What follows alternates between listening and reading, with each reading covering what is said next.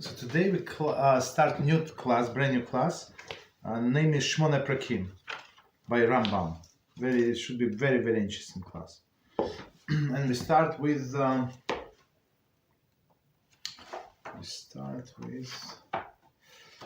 Sefer Shmiras Halashon, and it's actually part number 3 of a topic that we studied the day before yesterday. Right, it's part number 2. Sorry, and the topic is title is do whatever you can, and it says do you really think that you can avoid everything that must not be spoken? Why? You are a man of the world and you have dealings with scores of people. So that's what Eitzachar is going to say. Like, how is it possible? You're normal, right? This was another argument cited above, which can lead the person to totally ignore the concept of Lashon Hara. And just to remind ourselves, we brought this example of the girl that was selling apples on the market, and the thief comes and starts stealing from her apples, and somebody screamed to her, what are you looking at? Just try to save as many apples as you can. So, okay, that was 2 days ago. Again, we respond with an analogy. Let us suppose that it was I was hurling someone to engage in a business enterprise. A man asked me, why do you hurry? Do you think that this enterprise will make you one of the world's richest men, like so and so? Surely, I would reply, is that a reason not to seek the livelihood for myself? So that's a very good answer, right? So even though the person is not going to become a very rich man, but at least he has to provide his living, right? Just because he's not going to reach, so the summary, not he's going to reach the top, does not make it doesn't make him. It should not stop him from achieving whatever he can achieve. Okay. If this response is correct, when material matters are concerned, then surely it applies when the spiritual matters are at stake. If one feels that he cannot abide by the law of forbidden speech with all their details and fine points, does it mean that he should refrain entirely from caring for his soul? If it is reason to allow oneself to, heaven forbid, to continue among the Baalei Lashon Hara, habitual gossipers, who will not merit the bask of glory of divine presence, as it says in Sota 42. So let's try to explain what it says here. So Chofetz Chaim says if in a material world we understand, even though we're not going to make all of the money and be like all of the rich people in the world, so still we're going to work, we're trying to make as much as we can, and that's it, we try, right? So needless to say, this spiritual matters, so we try to achieve as much as we can, and we continue. Right, so he said, what is the other alternative to be among this Baalei Lashon Hara, so people who constantly speaks Lashon Hara, and we're going to see that our sages say that Shekhinah is not going, divine presence is not going to come in the presence of the 4 people, and one of them is the one who continuously speaks Lashon Hara. So remember, every time when we join some party and the person think that she cannot refuse to go because they're going to get offended, and you know that someone, even one person there is Baal Lashon Hara, so you should know that Shekhinah is not going to be there. Maybe you're going to be there, maybe other people are going to be there, nobody is going to get offended, but HaShem is going to get offended very much. So many times, when you draw this line, it should be very clear. Should we go there? Should we meet these people, or just distance yourself? And said, doctor told me to stay home. And they said, what doctor told? What doctor? What did he say? No, doctor told me. I don't want to discuss. What doctor? Rambam. So you can always say the doctor told you, and that's what Rambam told us in Hilchot Diot, for sure. Okay, continue. Reishis Chochma, Sherei HaGava, chapter 54, relates that Rabbi Moshe Cardavero, so the author of Shulchan.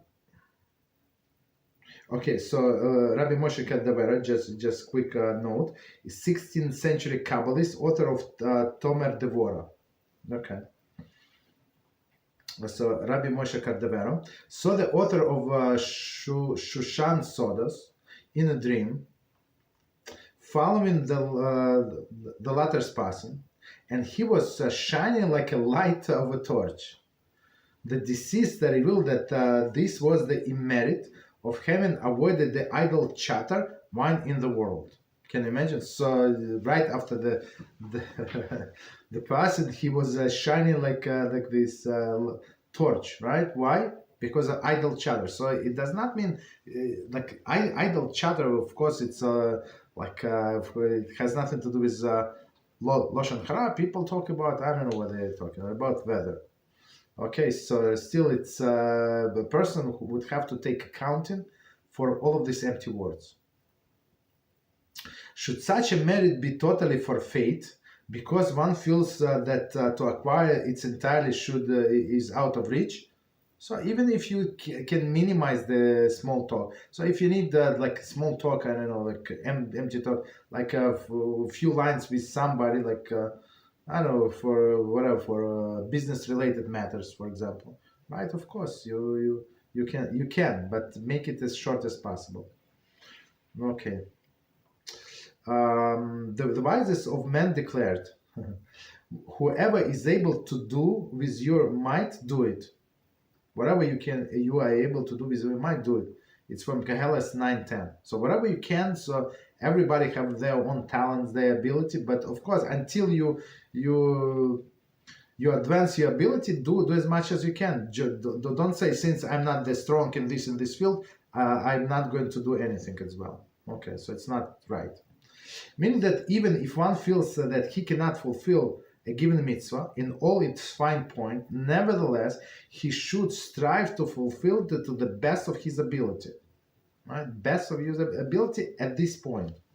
It is in this vein that our sages derived from the verse when Moshe set aside 3 cities, right? So it's cities of refuge. It does not say, but we know, right?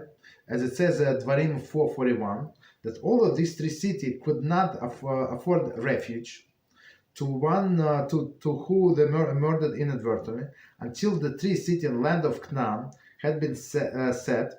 Moshe knew that he would not be permitted to enter the land of Israel and set them aside. Nevertheless, Moshe said, "I will accomplish whatever is in my power to accomplish." So altogether, we were supposed to have 6 cities and eventually 9 cities, right? So until then, so Moshe knew I'm not going to go to Israel, and the next 3 cities would be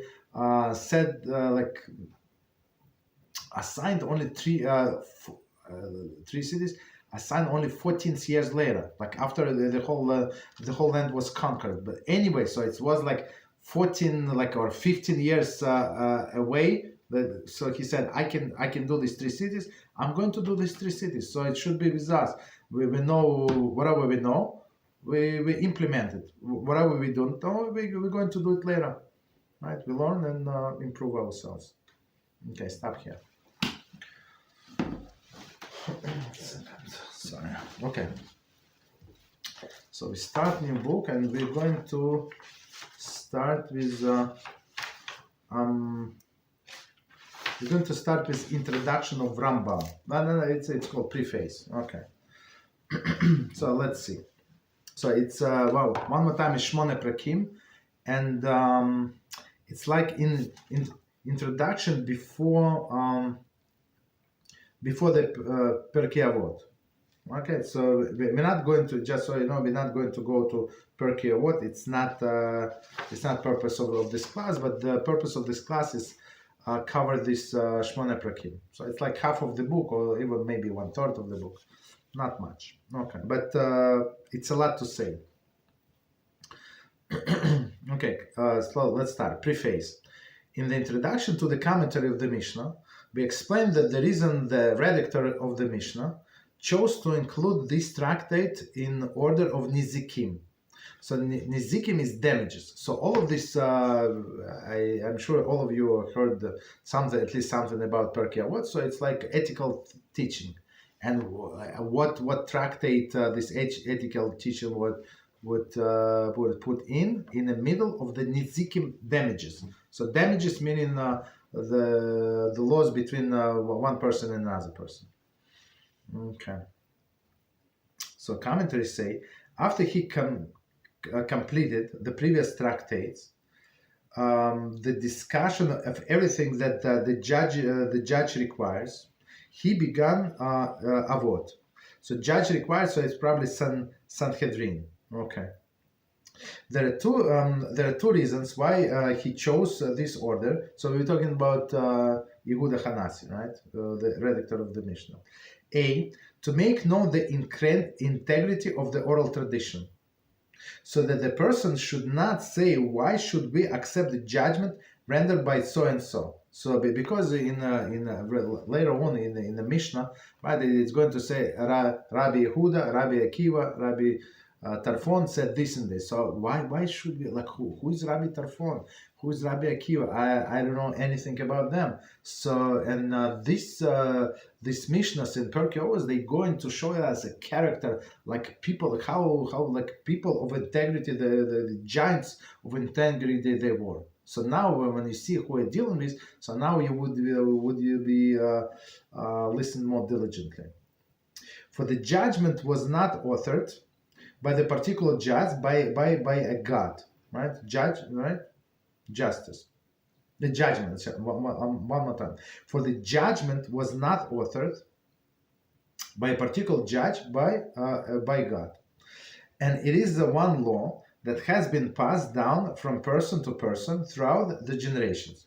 So as we know, or who do not know, we're going to learn today. So Moshe Rabbeinu, when he went up to the Mount Sinai, so he received written Torah and oral Torah. So all of this, even though it was now it is discussed by rabbis, but it's only oral tradition, right? So meaning that we receive all of the judgments from God Himself. Moshe memorized them, right? And he taught other people, and it went on this like link generation from one generation to another, from teacher to the students, and then our rabbis like put it together now in writings. It's first A, and B, to communicate the ethical teaching of each of our sage, so we can ascertain imminent character traits as them. So it's very important. Like some people say somebody is a nice person. So what is a nice person? What is a kind person? What does it mean? So and everybody would have different opinions about being nice and being kind and being this and that, right? But basically we do not care about the opinion. We care about God's opinion, right? And we have to see the sages that HaShem picked Himself, right? He made them prominent. Judges are in a great need of this than the people at large. So judges must be, of course, I mean, if I'm a simple person, not going to adjudicate the cases, so okay, that's my integrity is good, but his integrity of the judge integrity is much more important than my integrity, right? Even if the general public do not learn the ethics, the harm is minimal, right? Exactly as we just said. Okay, so I mean, we're just dealing with each other. How many people we deal with on a daily basis? For they will injure themselves alone. When, however, a judge is neither ethical nor virtuous, he destroyed the entire nation. So no more, no less, and we know the story of Kamsa and Bar Kamsa, when one person was offended and judges did not do what was proper, and the Yerushalayim was destroyed and the whole nation was destroyed because of one story, right? Continue. Also, so the question, the original question, why it was this like ethical teaching was inserted in this specific kind tractate of Nizikin damages. Also, several occasions in this text we have promised to discuss the constructive matters with regard to the tractate and not elaborate upon them. Okay. Although this tractate is short and its meaning appears straightforward and easy to comprehend, the application of these teachings are not easy at all. Okay, so even like a person, some people read this Pirkei Avot, let's say, superficially. I then say, yeah, that's very nice, that's very smart, and this and that. But if you listen, there is on our website on Beezrat HaShem.org, you have Rabbi Reuven Shlita Pirkei Avot series. I don't remember, like I think 176 or 78 lectures on these Pirkei Avot. On one Mishnah, sometimes he would spend 5, 6, 7, or 9 or 20 hours. So it's not simple. It's not simple at all. Even though it looks simple, but it's very complicated. Okay. Moreover, certain elements cannot be comprehended without adequate explanation. So, okay, of course, many things we're going to explain. Beezrat HaShem. In addition, its insight bring a person to the high level of fulfillment and true happiness. Therefore, I have chosen to elaborate them. So here's a Rambam is talking, right? So just to perform mitzvot as a robot is not going to make a person happy, right? Even though our sages say that HaShem had created the world, He made it so to make so in His intention was so people would live here in this world happy life. Okay, so why some people are unhappy? Because of their own issues, not because HaShem did not make the world a good place. Continue. Our sages, may they rest in peace, state, a person who desires to be pious should apply the teaching of Avos, right? I mean in Pirkei Avot. So if you want to be pious, that's what you do. So don't learn from any other book. So that's the at least that's the basic and the first book to read and delve inside, right? If you when you want to be pious, and we all of us should want to be pious. There is no attribute greater than the piety except prophecy. So it's piety and then prophecy. Right, very interesting. And indeed, piety leads to prophecy. So a prophet cannot be just a murderer, like they say this about these false prophets, Muhammad and others, right? So they or JC, right? So JC Yoshke, so they say he's prophet. He cannot be prophet. Well, one of the reasons why he was not pious. Right? He was a womanizer. As our sages say,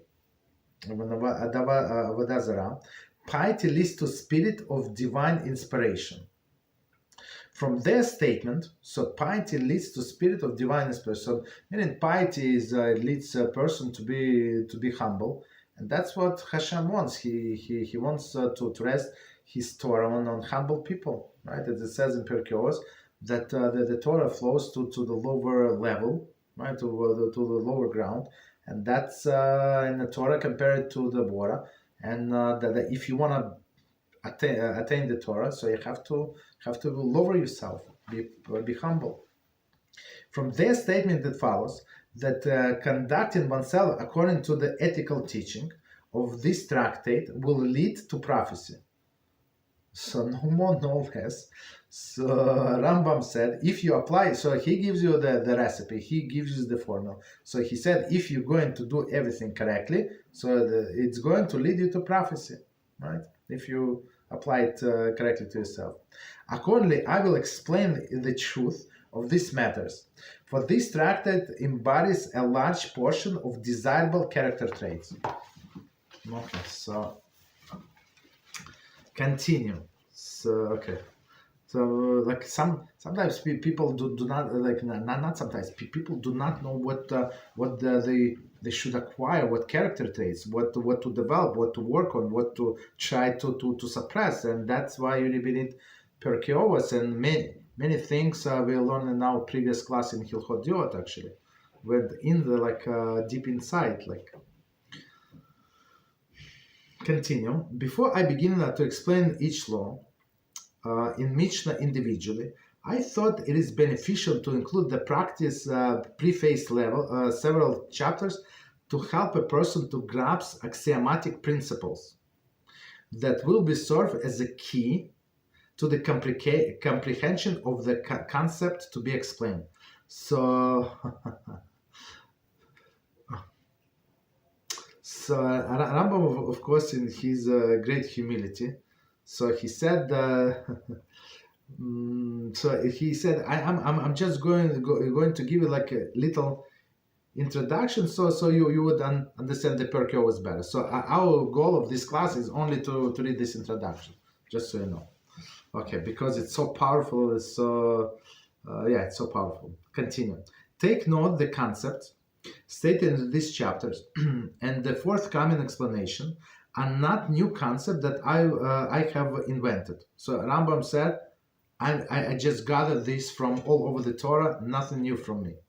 They are rather the anthology of the words of the sages from the Midrashim, the Talmud, and other sources. The works of philosophers of the early and later generations, and many other texts, accept the truth regardless which person said it. So let's read the commentaries. So he said, accept the truth regardless of which person said it. And Rabbi Reuven Shlita many times said, so that does not matter who said the truth. If it's a true statement, like we know, we're going to read in sometimes the story of the donkey, of the Bilam, who was speaking. So if donkey is speaking the prophecy, if donkey is speaking the truth, does not make difference if donkey or not donkey. You understand? But with Rambam, it's a little different. So let's see who, like he said, does not matter who said the truth. Commentary. With this statement, the Rambam appears to refer to the fact the sum of the sources to be used composed by Gentiles, and some rabbis attack Rambam because of that. Right, that he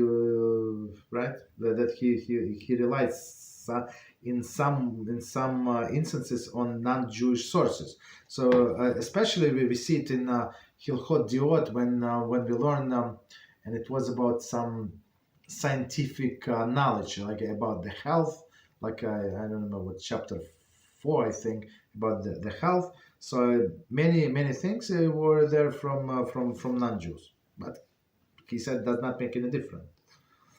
Continue. Note this statement in the Mishnah Torah, Hilchot Kiddush HaKodesh 17:24, where it says, since the concept can be proven in unshakable manner, leaving no room for question, the identity of the author, be he a prophet or a Gentile, is of no concern. When the rationale, when the rationale of the matter has proven truthful and is unshakable in an unshakable manner, we do not rely on the personal authority of a person who made the statements, but only on the proofs that he presented. So, for example, I give you this example. So, our great poskim, I'll ask the question about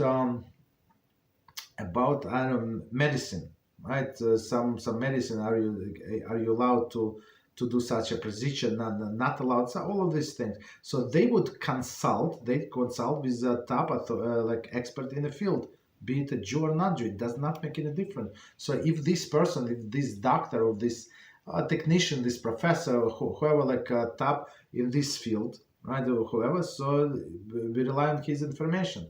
And this rabbi, as of course he did not learn from the books. Sometimes maybe they do. So he asks all of the proper questions, and he derives his decision based on this. So it does not matter. He's Jew, not Jew. Does not make any difference. If it can be proven, right? If you have like statistics that we can check, so there is no problem. That's what Rambam's approach is. There are times when I will quote the entire concept from a well-known text. I mean no harm in doing so. Okay, I'm not trying to claim as my own insight authored by my predecessors.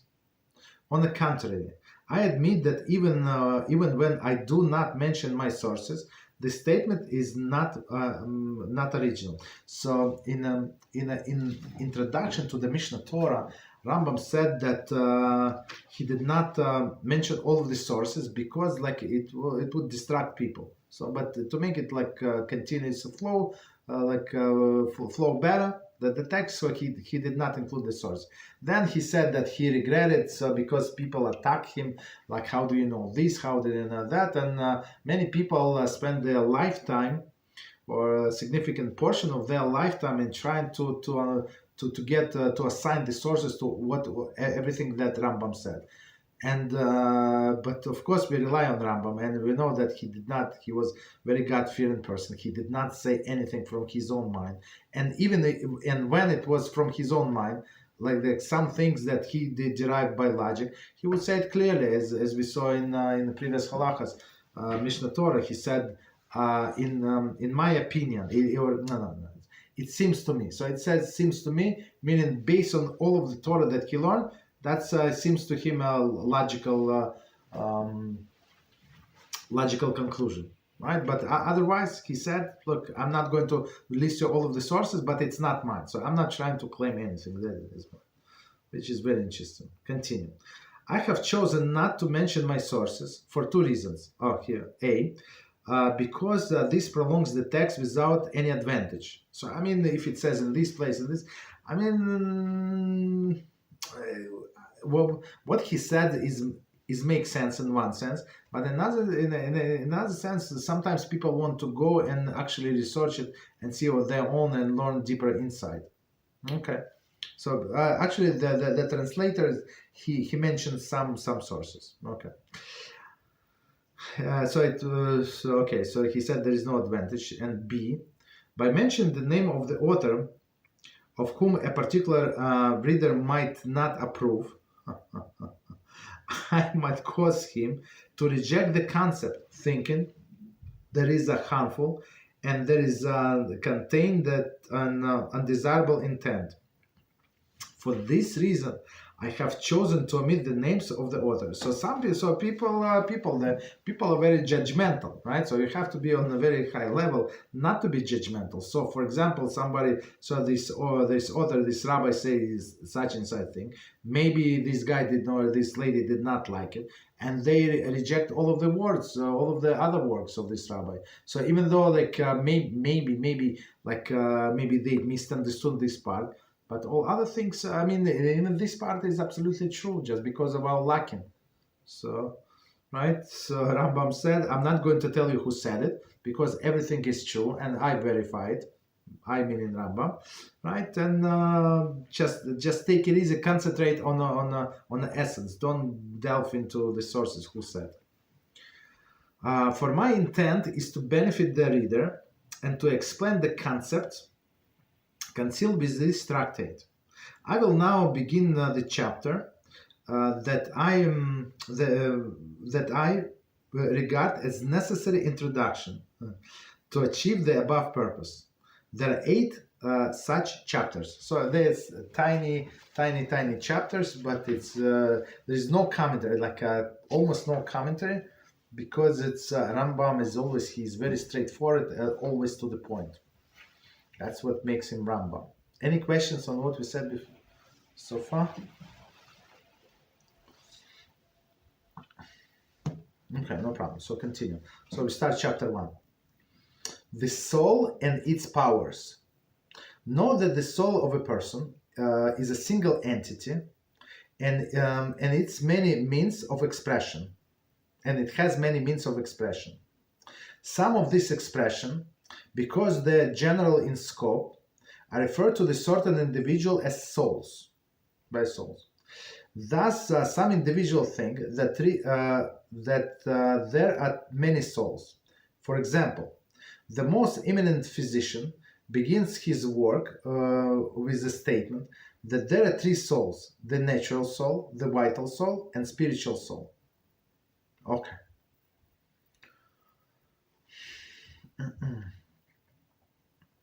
So who is this guy? He's a Hippocrates. Okay. So let's read this piece again and we try to understand. Know that the soul of a person is a single entity and it has many means of expression. So even when we say that nefesh, ruach, and neshama, let's say like it's not separate souls, right? It's components. Soul is a spiritual entity, and spiritual entity can be divided in like it's not like divided. So when we divide the physical, so I cut something like in half, so I have this left half and right half, right? But spiritual is not like this. Okay, so now we're talking about soul. Some of this expression, because they are general in scope, are referred to by certain individual as souls, so in the plural, right? Thus, some individuals think that there are many souls, like so three souls, at least we just mentioned three souls, right? So some people think that one person has multiple souls. For example, the most eminent physician begins his work with a statement that there are three souls: the natural soul, the vital soul, and spiritual soul. Okay. Continue. Some of this expression of souls, of the soul, are referred to as powers and others as elements. Thus the term the elements of the soul, thus the term the elements of the soul. So elements of the soul, it's like part, it's not like, it's not single entities, separate entities. These terms are employed by many philosophers. By using the term elements, their intent is not that the soul divided into actual parts as material entities, rather that they listing the different expression of the soul. Those relationship to the soul as totality resembles of the whole and composite parts. So basically we already explained it, but to summarize, so even though like when the philosophers and rabbis, sometimes rabbis also can be philosophers, like Rambam, right? So when they discuss the souls, those souls are only components, right? Separate powers. They have separate functions, right? But still, it's not like physically divided. It's all still one soul. Okay, continue. You surely know that development of our character traits is nothing but healing of the soul and its powers. Very interesting. The physician who heals the physical body must first have a general knowledge about the body and must be aware of the various elements of human anatomy. He must also know the cause of illness and should distance himself from them, and know the various medication and apply them.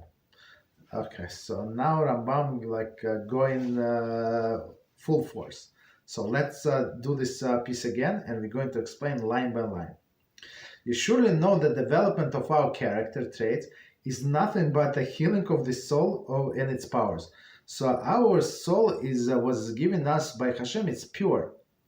So all of the deficiencies that the person has in his behavior, right, in his character, it's because what we did. So meaning that it was completely healthy soul, and we did whatever we did without behavior, without bad choices, and we made the soul sick in some sense. So now we have to learn how to heal the soul. Heal meaning revert to the original state.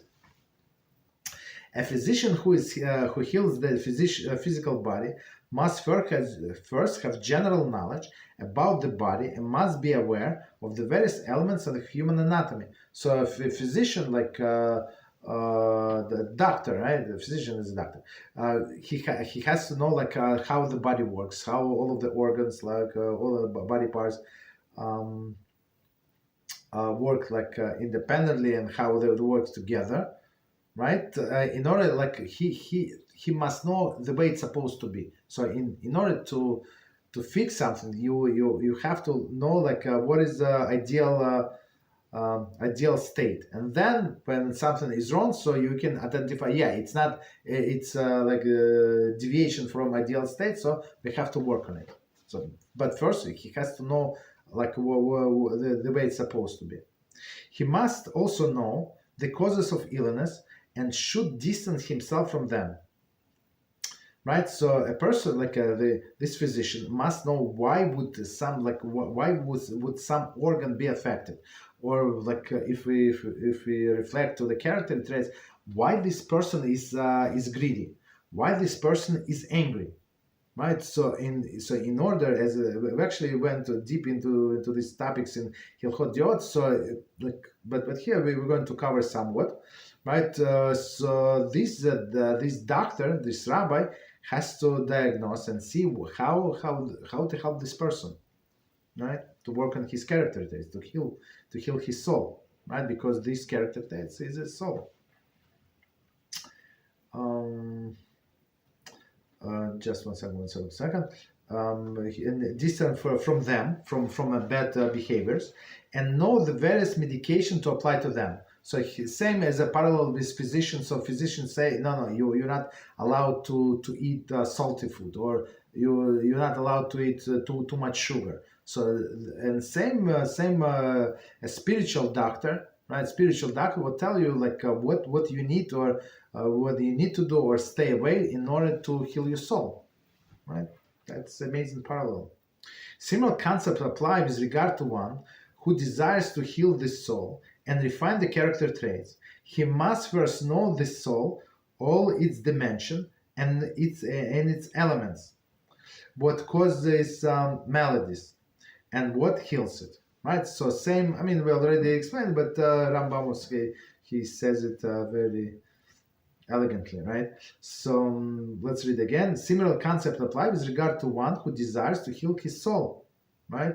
And refine the character traits. So before changing any character, before any improvement, before self improvement, we have to understand, we have to know, we have to learn what is the ideal state, what HaShem wants from us, what exactly He gave us, and only the one who gave us the soul, the pure, right, pure and free of these deficiencies. So he can tell us what it was before, and now when we realize in any age, we 20 or 30 or 40, 50, 100 years old. So now we understand we have this deficiency. So we try to reset to the factory preset, right? Maybe we can say it like this. But we have to learn what the ideal settings, right? He must first know the soul, all dimensions and elements, what causes the maladies and what heals it. Okay, so what is bad for a soul, right? For example, watch something like inappropriate, right? And what heals it and how to fix it. Learn in Torah, and of course there is different approaches for different maladies. Okay.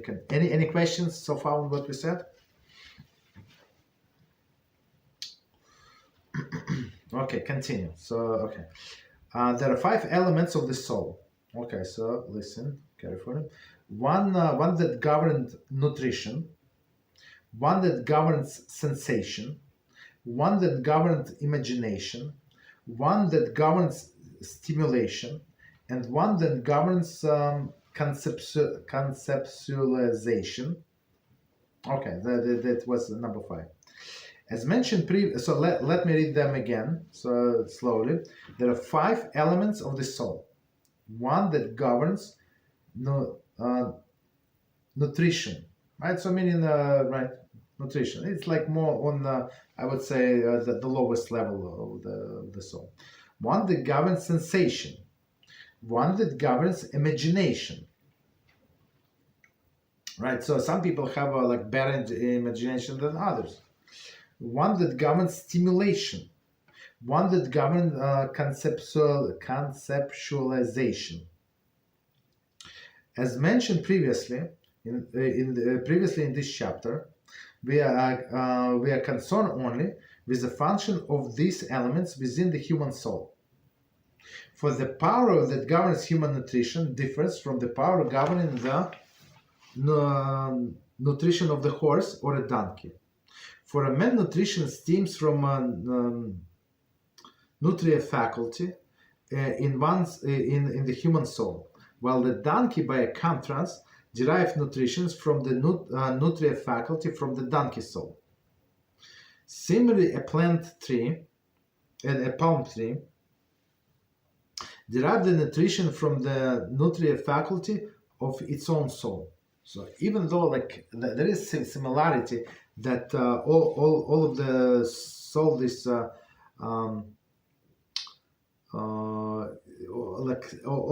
all of the souls, like on this level between the humans and animals and the plant life, right? They get nutrition, right? So but it's all different because they have these different souls. Okay, so even there's some similarity. They have some like food that they consume, but it's different souls. Okay, but concept is the same. Continue. When the term nutrition is applied to all these various forms, the intent is to employ a general term, although the subject is not in fact the same. Similarly, when the term sensation is used with regard to the both human being and animal, the intent again is to employ the general term, and not to employ the sensation is the same within the man and with the horse. I mean, so we're going to do this paragraph and then return and try to understand line by line. But general idea, yeah, it's like there are some parallels, but they work differently for humans, for animals, and for plant life, right? Nor the power of sensation of any one species of the same as another's. Rather, every life form that possesses a soul has a unique soul, different from that of every other life form. As a result, each of these types of the soul will have expressions. These are those.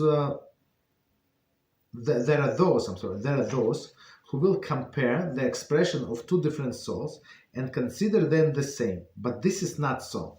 So just because we eat and dog eat does not mean that we have the same like lower type like animal soul. Even though it has the same meaning, right? But they're very, very different. Okay, so we're going to give the illustration later on, but let's try to. Or you know what? Let's do this example, and then maybe it's going to clarify things, and then we go back. Okay, so it says to illustrate by means of analogy. There were three dark places. Into one light of the sun shone and illuminated it. The second was illuminated by the moon, and the third a candle was lit and shone forth. In all three, light was found, but one the light is caused by the sun, in another by the moon, and the third by the candle. So even some general terms are the same, and about three places we would say, yeah, there was light in that place, but the source of the light is totally different and not comparable. So you cannot compare the light of the sun and the light of the candle, right? So the same concept. So now with this example, I think it would be easier to understand what we said before. So I mean, this class, I would say it's a little harder concept, but it's to build up our basis for understanding of Judaism. That's for sure. So without it, it's just just some like dry laws, and that's it, which is not. It has life, and he's the soul of the Judaism. Continue. And not continue, but let's do this paragraph again. So it says, when the term nutrition is applied to all three these various forms, the intent is to employ the general term. So it's only general term, as we said. So as our example is light, right? Although the subject is not in fact the same. So light, but the light, all the three rooms were lit absolutely differently. Similarly, when the term of sensation is used, with regard to the both human being and animal, right, sensation, the intent again is to employ the general term, because we don't have any other words. It's the same word, right, but it's different concepts, general terms, and not to imply that sensation is the same with the man and within the horse, nor the power of sensation of any one of species of the same as another, right? So it's not only between human and animals, but even between the species. They have different nature, the different characters, right? So dolphins and frogs, right? Totally different. Rather, when life that possesses a soul has a unique soul, right? Different form of every and other life form. Okay, so name of the soul is the same, but it's different. As a result, each of these types of the soul will have expressions. So they would express themselves differently. There are those who will compare the expression of two different souls and consider that the same, but it is not so. Okay, so it's I would say like primitive people would say, what's the difference? I eat and dog eat. So we have all the nutrition works the same. If it's not. Okay, continue. In analogy, so I'm going to skip the example because the example is, I think it should be clear. So we have three sources of light, three different rooms. So we said, all of the three rooms had light, but they have if you look the result of this light, of the candle, of the moon or the sun, it's totally different results. Even though about all of them we say that they had lights inside of them. So continue. In the analogy, the factor that causes human sensation is the human soul. Okay, so we're going back to human now. The factor that causes donkey to feel sensation is the donkey soul. So it's not human soul, donkey soul. And the virtuous sensation stem from the vultures. I'm sorry. And the vulture sensation stem from vulture soul. These are different types of sensations, share no common factor except the term used to describe them. So that's the point that Rambam is trying to give out, right? So that even between different species, different type of the soul, different type of sensation. This concept is of fundamental importance. Many philosophers have erred regarding this matter, and accordingly have developed strange conceptions and ideas that are in error. So basically, the way I understand, they just summarize, sensation between all of these creatures are the same, which is not. To return to discussion of the elements of the soul, the elements governed nutrition includes the power of ingestion, sorting in the ingestion, storing food, digestion, excretion, growth, reproduction, and the power that distinguishes between the fluids necessary for nutrition and those to be excreted.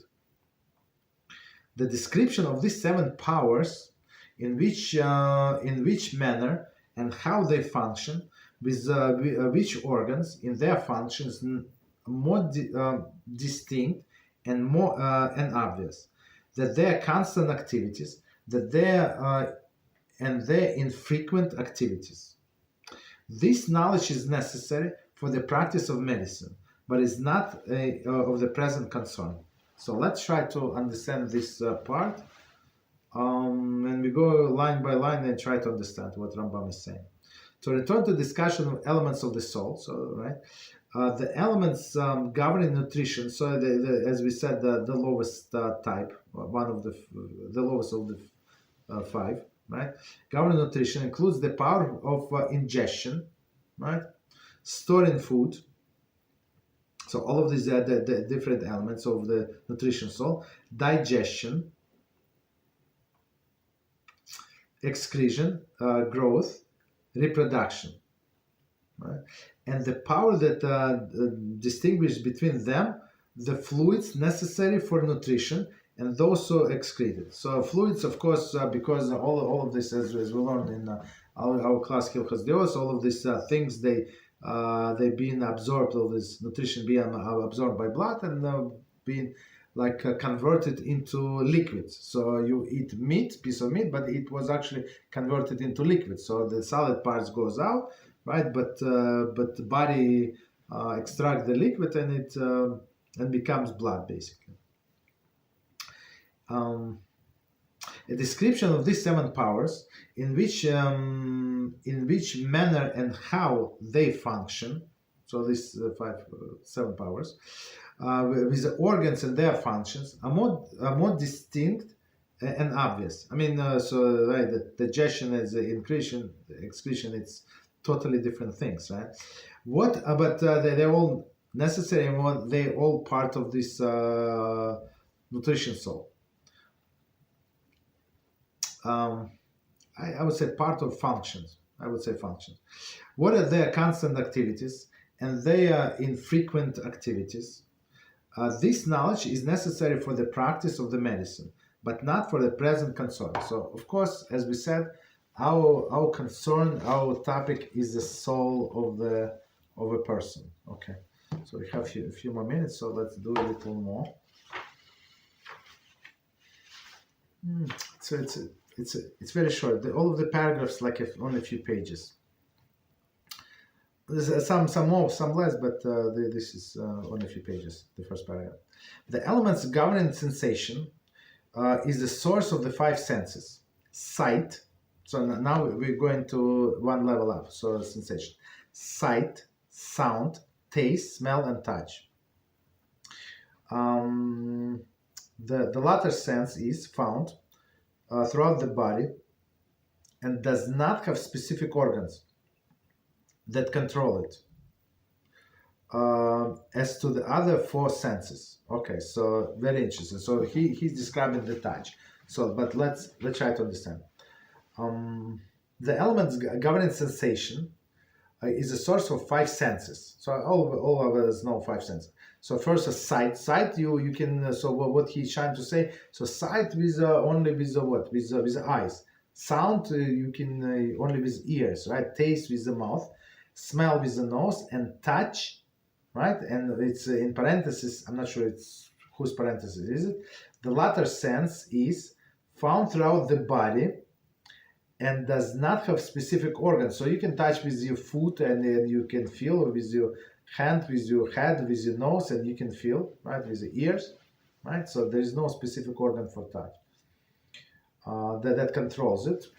And there are four, as do other four senses. So for first senses, that's specific organ. The fifth sense, meaning touch, does not have any specific organ attached to it. Okay. Assigned to it, assigned. The elements of the imagination. Any questions on what we said? Okay, no problem. So if you have, you would be able to ask later on, like after we finish. The elements of imagination. So it's a third level, right?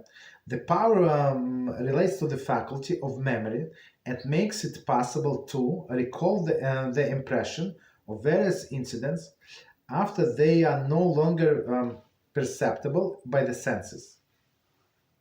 This faculty can also be combined and separate different recollections. Thus, this power has the potential to develop a notion that was never thought of previously and cannot be understood based on one's previous perception. For example, one may imagine an iron ship flying through the air, or a man with a hat in heavens and his feet on earth, the beast with 1,000 eyes, and the like. Many impossible things of this nature can be conceived with the power of imagination. So, as from this example, you see how powerful the soul is. So, this component of the soul that is responsible for imagination. So, simple is like simple would be like explanation with memories. So you saw something and you imagine how it was, even though it was many years ago. And other like some concept that you understand how the ship looks like, but now you imagine like huge ship and it flying in the air, right? As he said. So let's read it again and we explain. Very interesting. The element of imagination. This power relates to the faculty of memory and makes it possible to recall the impressions of the various incidents after they're no longer perceptible by the sense. So meaning you no longer hear the sounds, but you like in your mind you can play a song or you sing a song in your mind, right? Or something like, or you still you still remember the smell or something, right? Or some flowers, let's say.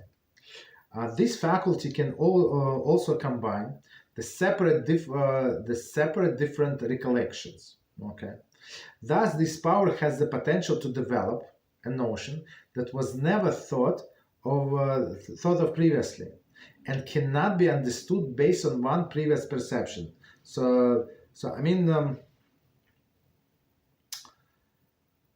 So now we're going simple level, whatever we saw, whatever we experienced, that's we can recall. And second level is this example, right? For example, one might imagine an iron flying ship flying through the air, or a man with his head in the heavens and feet in the earth. So today, I mean, maybe because people draw the pictures, it's also easier. But even without this picture, Rambam said it's all comes from this power imagination. So but this artist who drew the picture, right, where he get it from, right, from the power of the soul. Or another example, a beast of 1,000 eyes and the like. Many impossible things of the nature can be conceived by the power of imagination. So let me check time. Okay, one more piece and we stop. In this manner, the section of Medabrim erred grossly. So let's see who the Medabrim. The sect of Arab philosophers. The root of the word Medaber is daber, speak. The name Medaber was given to this sect because its members perfected the technique of philosophic dialogue. Okay, see Rambam was okay. I'm not sure about these people. Okay, so one more time. The matter of in this matter, the sect of Medabrim erred grossly and established a false foundation with regard to the distinction concerning what must exist and what must exist and what cannot exist. It's very interesting. For they thought or imagined that anything that could be imagined by a person could actually exist. Very interesting. This did not realize, they did not realize that the power of the potential of a making of a combination of various matters can possibly exist, as explained above. So very interesting. I mean, this primitive sect, of course, the people. So they thought whatever we can imagine can exist. So if they can imagine this the flying ship, so okay, it can exist. But some things that they never thought or never imagined, so it does not exist. It's very interesting. Okay, so I think we can stop here, and to be continued next time. So that's Shemoneh Perakim.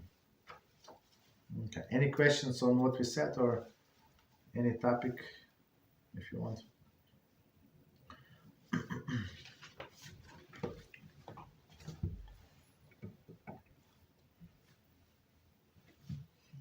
Okay, if not, so we stop here. So tomorrow we're going to learn. Okay, yes, Tatiana, go ahead. Can somebody please read for me, please?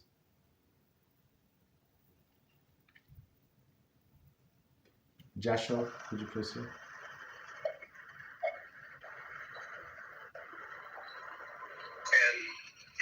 Can the dough, not the challah, be divided and frozen to be used weekly, one piece at a time? Yes. So the dough for challah. What was the beginning again? Please, the first sentence.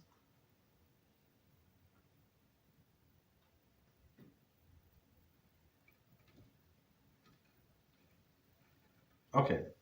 I think okay. Can the dough of the challah be divided? Yes, the dough of the challah. So, for example, as we said, if somebody wants to, okay, I'm going to try to cover all of the possibilities. So if you wanna do to separate challah with a blessing. So we have to use the 5 pounds. So 5 pounds, it's I don't know how many kilos. It's 2 point, like it's less than 2.5 kilos, I think, right? Approximately 2.3 kilos, right? And so you need so much flour. Of course, if you have smaller families, we said before, you're not going to use so much. So you make a dough, you separate a piece of challah, this the piece of dough with a blessing, and the rest you can divide. That's what many women do. You divide in packages, put it like in a plastic bag, and put it in a freezer. You freeze the dough, and that's how they sell the dough in a supermarket. I mean, they put some preservative, but anyway, you can freeze the dough and bake as like every week. Since it's time consuming, if woman is working like or like busy with the children, it does not make sense for her to make fresh dough every week. So absolutely, that's permissible, right? Or as I said before, thank you. So as I said before, some women. So and that's what my wife does. Since she does not add any preservative, any like crazy stuff that to make the dough rise, which is very unhealthy. Just so you know, it's very unhealthy. So she said that it's better to bake like to bake everything, all of the challah, like smaller challah from one batch, bake all of the challahs that she needs in one time, and freeze the ready challah.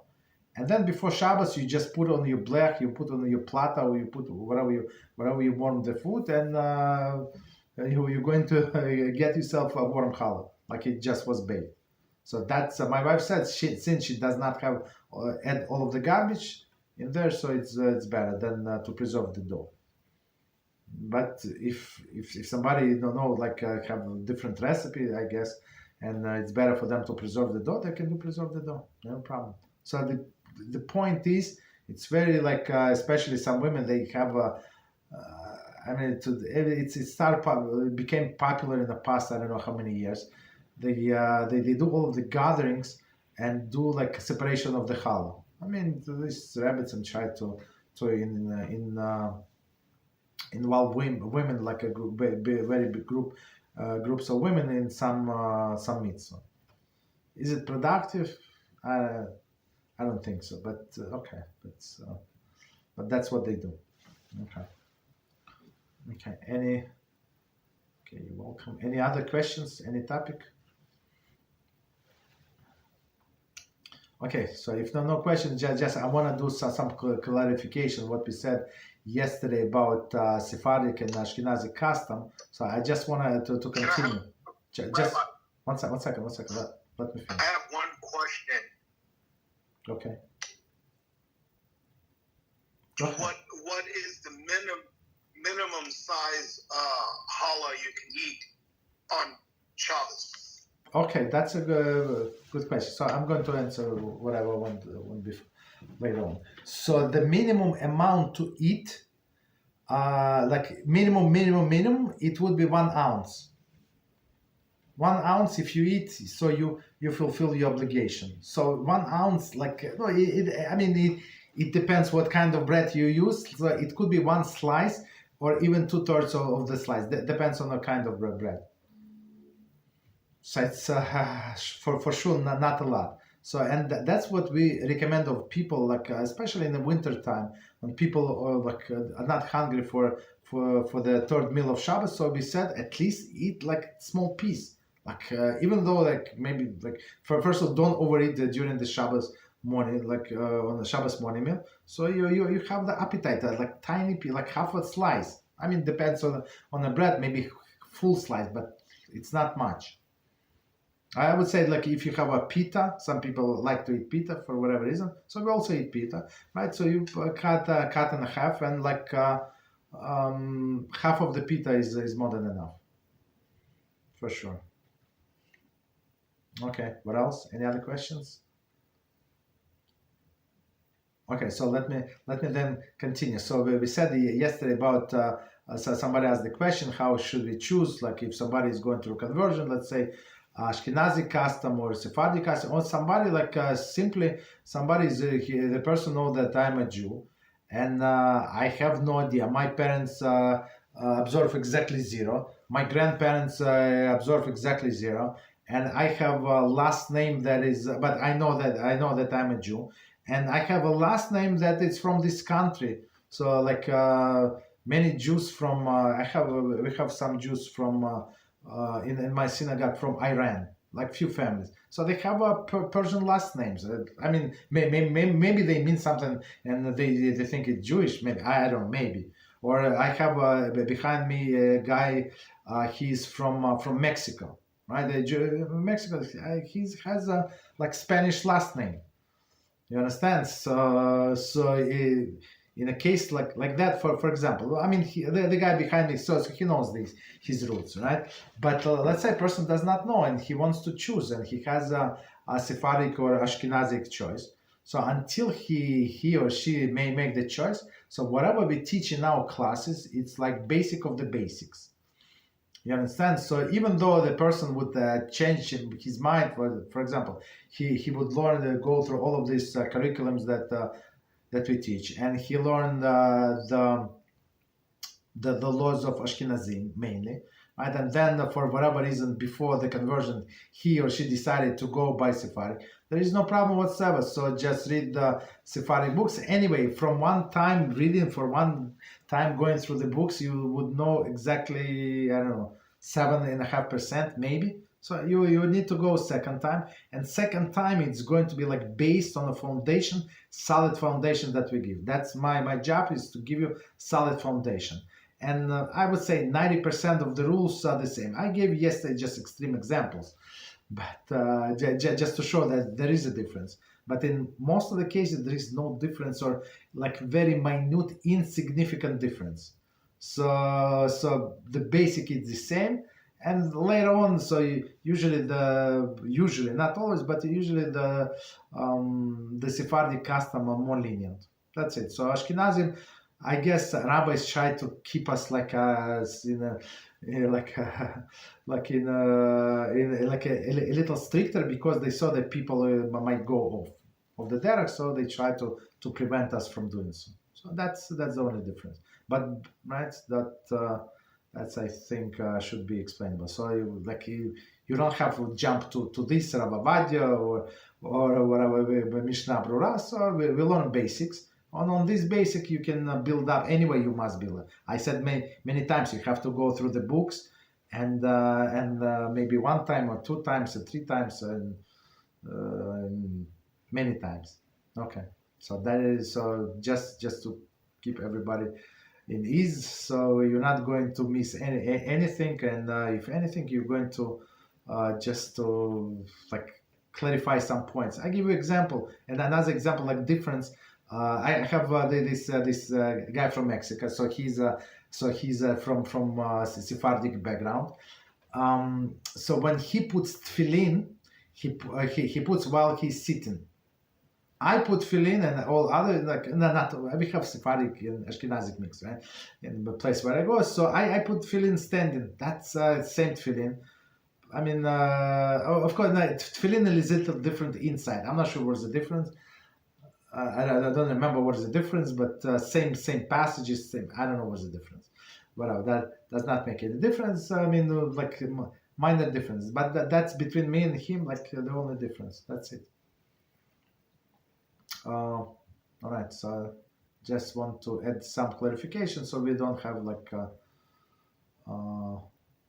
Okay, so any other questions before we start? Okay, go ahead. Rabbi, I think I have two questions. One for men, for modesty for men, because I know women have to be modest the way they dress and everything.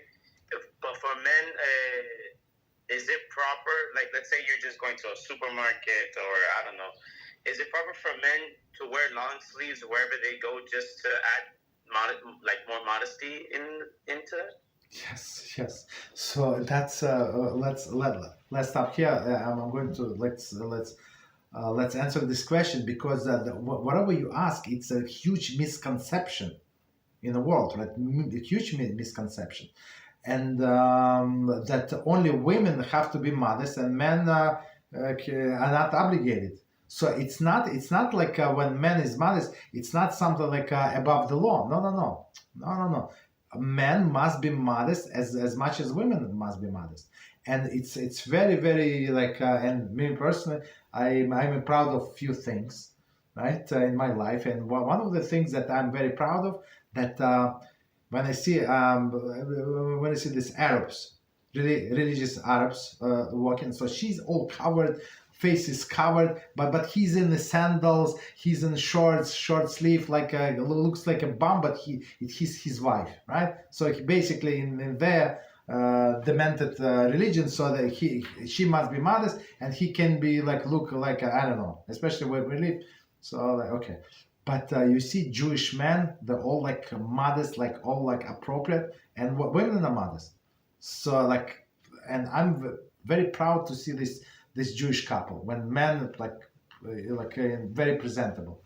And the thing is that there is no like a special dress code for Jews, but you must be presentable. So, and it's very proper. So if it's possible, it's very proper for a man to wear a long sleeve shirt, right? So of course in your house, when you're hot, like when you don't go outside, you can wear short sleeve, right? There is no problem. But when you're outside, it's proper. It's more presentable to work in with a long sleeve. And some people work sandals, so it's not our custom. We don't work sandals. So I mean, it is modest. It is modest, in old countries that people came from Middle Eastern countries. So everybody would walk in sandals there. Arab will walk in sandals, even here, even in the winter, they do not care. So they walk in sandals. So okay, so for them it's not modest.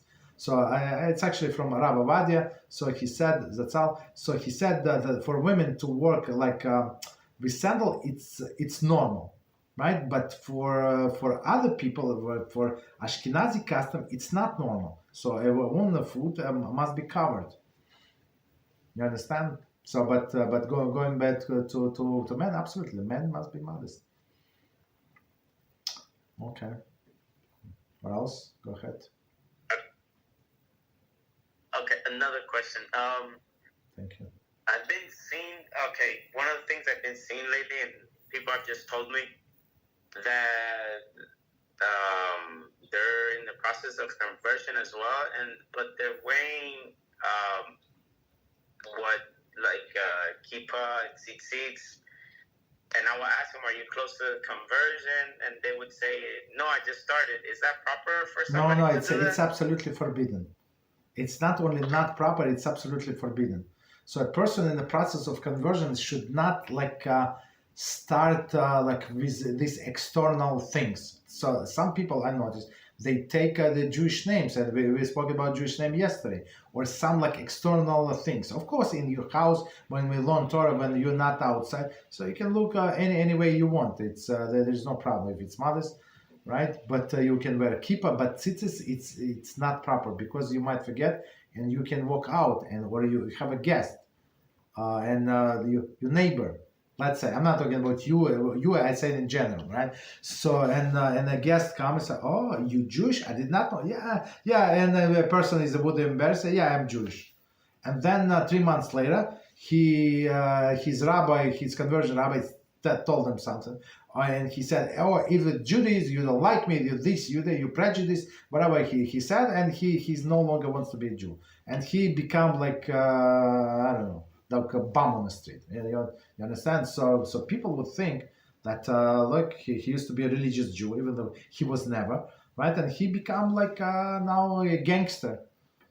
You understand? So it would be Hil HaShem. So until like maybe 1 week, like 3 days before the court date, when the Beis Din said, yeah, you come on this and this date, okay, 3 p.m., wherever in New York or in the South Florida or wherever they assign, but we do only in New York or South Florida. So that's only 2 Beis Dins that we have connection, unless there is something changed, but that's two places. So people who usually fly in wherever they are, there is no problem. They come from Texas, from all over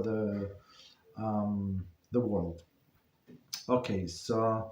Right, so only before a few days when we know exactly, like for sure, that person goes through conversion. Because, for example, in my I have the different groups that I learn with, and then one couple, so they've been going through conversion process for 9.5 years. So 9.5 years until they met me in our organization.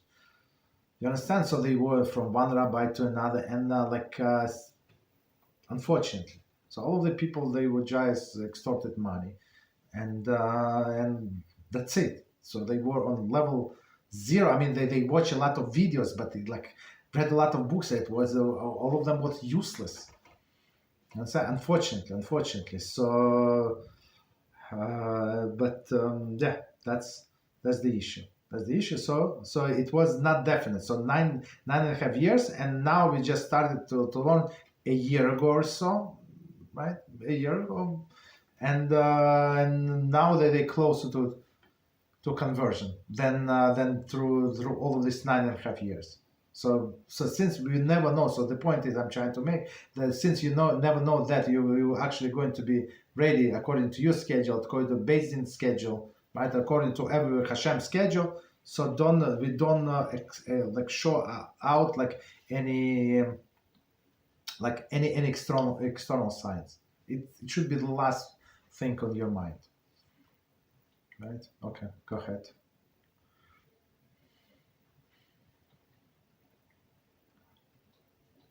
Any other questions? Okay, go ahead. Yes, go ahead. So, adding to that, what if you have permission from your rabbi to wear the kippah and tzitzit are used? I don't think any kosher rabbi permit because on what I just said. And that's I consulted with Rabbi Reuven Shlita like long time ago. He told me exactly the same. I mean, he explained a little different, but the bottom line now, I mean, he added to what I said. He added some other points. I don't want to discuss them now, but that's the bottom line. So this, you see, this external expression, it's like some people, and that's what he told me. They have some people. I know some people. I mean, they're not my students. So people, when they, if you want to buy like a rabbinical outfit, you just go to the store, a kaftan, like very long, very presentable. You pay a lot of money, like they're going to make it for you. I mean, you don't have any special permission. And these people, some people, they look more Jewish than natural Jews. You understand? So natural born, and after sometimes he said, I'm looking more modern I'm observant. Sometimes it's a hara goes in a person's mind. I observe more than all of these other people in my community. I'm look more religious than they are. So why do I need this conversion? Or I'm going to do whatever I'm going to do, and it's like put this mind in ease, and he's not, she's not under the pressure, and they live in Jewish life, even though they're not Jews, and they give this impression to the world that they're Jews, and then let's say he has a daughter, right? And daughter wants to date a Jew. So I mean, they see this person from a synagogue. He's Jewish. I mean, I moved here only 2 years ago. This guy was here. He's Jewish. I'm Jewish. So let's marry our children. You understand? And children start dating, and then if there is kosher Rabbi who is going to make chuppah, so he's going to ask the question and find out this guy or this girl is not Jewish. You understand? So it's not very not proper, very very not proper, and people get so. Rabbi Rubin actually they told me many examples like that. I mean, personally, I just heard about the examples. I don't have anybody like this, but people got getting too comfortable. Understand? That's the biggest issue. Go ahead. Yeah. Rabbi, correct me if I'm wrong, but wouldn't this be considered though? Because it sounds just like you're saying for the 7 Noahide laws, isn't that considered stealing and also lying? Exactly. Right? Exactly. So wouldn't that be death penalty for? No. There is punishment. That's an amazing question. So so let me answer partially to this to your question. I'm going to think while I'm speaking. So in Jewish law, there is no punishment unless there is action. So in Jewish law, so for inaction, for example, like if we like they did something, but by inaction, so there is no punishment. So for example, if or indirect, if we killed somebody by starving this person, so we lock him in a room, not us, but if one person lock another person in a room and the other person died of the starvation, so there is no punishment by a beis din. If he kill him with a knife or like with some other like thing, yes, he's going to be found guilty. But here, no. What you're right 100% is a stealing of the mind, and it's I always wanted to learn in one of the classes because I went through this book. It's from Rabbi Belsky Zatzal. He was one of the greatest rabbi here, like after Moshe Feinstein passed. So he was in New York, and he's one of the head of OU or Orthodox Union. When you say when you see this kosher, where we buy kosher like food, like the most common is OU, is O circle and inside the U, it's OU. So he was the head of kashrus. So he's like very very very big chacham. Right, and he made he published it. It's not his one of his students. The person that I told you, he's the head of Kuf K, right? The Kashrus agency, the Rabbi. Forgot his name. So Kuf K. So he published the name like he just collected all of these things, and it calls they sell it in Judaica, calls living with honesty. And all of these examples that Jews, maybe talking about Jews, right? When still like in intellectual stealing. So this one is for sure intellectual stealing. So you present yourself as somebody that you are not. That's for sure. It's a stealing. There is no punishment, even if you are. I don't think even for a Noahide there is a punishment, but for sure it is stealing. So because other person think that you're somebody else. For sure, that's a good question. Yes. So I'm just thinking that there is no death penalty for non-Jews. I don't think so. Okay, but good question. Good point. Okay. Any other questions? Okay. Thank you. Yeah, there's one on the chat. Okay. Please read, please.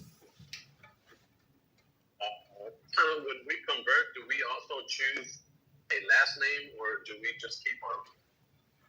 Oh, the last name you can. I mean, you can do whatever you want. It's like officially in what is it in America? You just go to court. I mean that's what how in my town you apply to court, and then you can change your name. But in Judaism we don't care about the last names. Right? We care about the name. Like when somebody, let's say, right, when I'm being called to the Torah, nobody cares about my last name.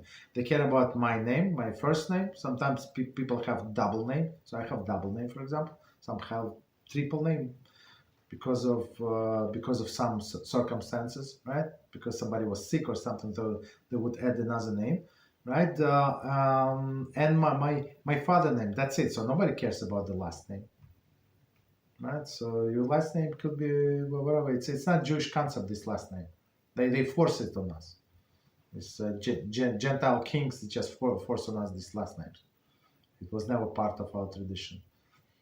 Right, and for women, so in for example she wants to get married, so in a ksuba it's going to be her first name, whatever her name is, whatever she chooses during the conversion, right, and she's Ben Sarah,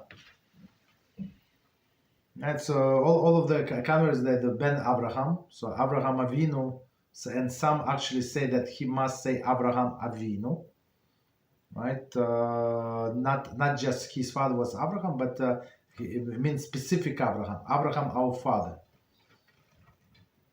And Sarah, and sometimes some rabbis say that you must say Sarah Imeinu. So meaning Sarah our mother for converts. So, but last names you can change if you want. Okay, so, okay. Any other questions? Yeah, go ahead. Rabbi, I remember you told me that when through a conversion, since you're the one converting us, you're considered as our spiritual father, correct? Yes, yeah. Mm-hmm. Okay, so this ties into this. Let's say, okay, so when we're, let's say, in Beezrat HaShem, when we get married, who does the family of the woman meet? Does they meet you, right? Or do Okay. Can they meet our natural born parents, or how does that go on? Okay, that's. I'm going to give you the short version of the answer because you're asking a huge question. So I'm going to give you only summary. So in other classes, if you want, we can develop. But now it's only summary. So when how the marriage, the whole dating system is working in Jewish circles, right? In Kosher Jewish circles. So we prepare the resume. So in this resume, you will say whatever you're looking for, like honestly, and you describe yourself, and all of that. It's a standard resume. Of course, there is like some free lines that you can add, whatever. And we go through the matchmaker, and every person is supposed to have some reference points, right? So sometimes it's their rabbi, sometimes it's their rabbis and their co-worker and his friend, your friend, whatever people that know you the most, right? And she would have this lady would this lady also going to have her like a contact points, the reference, and then the reference would call each other and ask all of the questions, right? That were not on a resume. You understand? So it could be anybody. So anybody that you want that person to represent you, that know you the best, right? I mean, and a person is not going to lie. We don't need the lies in this marriage, right? So yeah, you can pick anybody basically. Okay. But that's a short version about dating. It's much more complicated than that. Okay. Any other questions? You're welcome. We stop here. Okay, no problem. So no question. Baruch Hashem. Have a next class in a few minutes. So we stop here. Tomorrow we're going to learn Kosher Kitchen. Continue. All right. Thank you very much and good night. Till tomorrow.